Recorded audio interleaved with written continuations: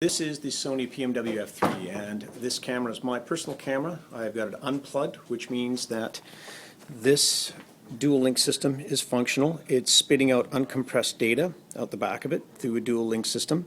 And on top of it, I've got one of the only Gemini, as a matter of fact, I believe it's the only Gemini 444 in Canada currently, taking a dual link signal in uncompressed.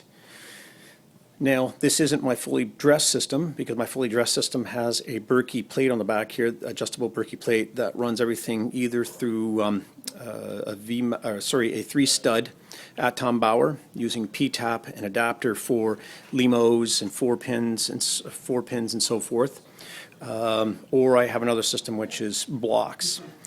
The most noticeable difference when we're going to an uncompressed signal at the back of it is what happens here in the menus, and you can see the focus isn't that great.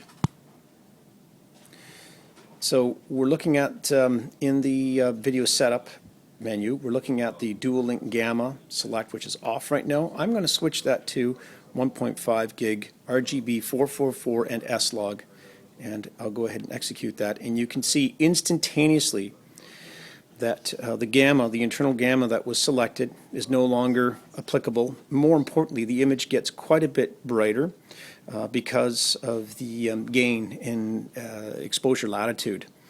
And currently we're sitting at 13.5 stop exposure latitude, and you can see here on the Gemini screen what the image looks like.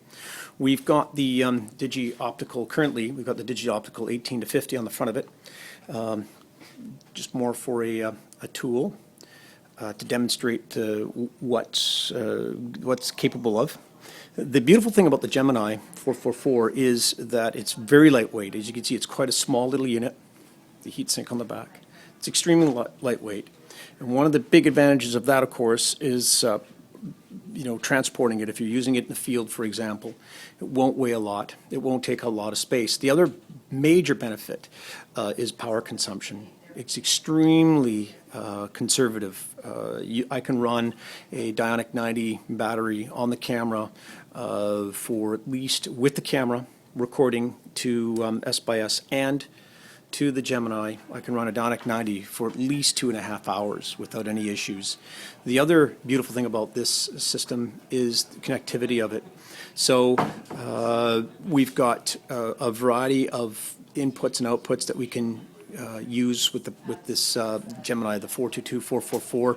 It records to a .dpx, and of course those of us who have come from the film world, a .dpx is something that we're used to seeing when we're transferring 35 or 16 mil film to a digital image.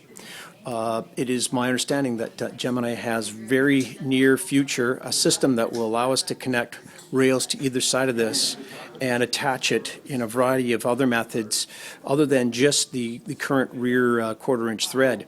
The big advantage there, of course, is that now we can use it in inverse mode. We can put on a Steadicam, we can put on a crane, we can make it very portable, mounted to the back here, for example, on a cheese plate, which is what I was hoping to do and intending to do.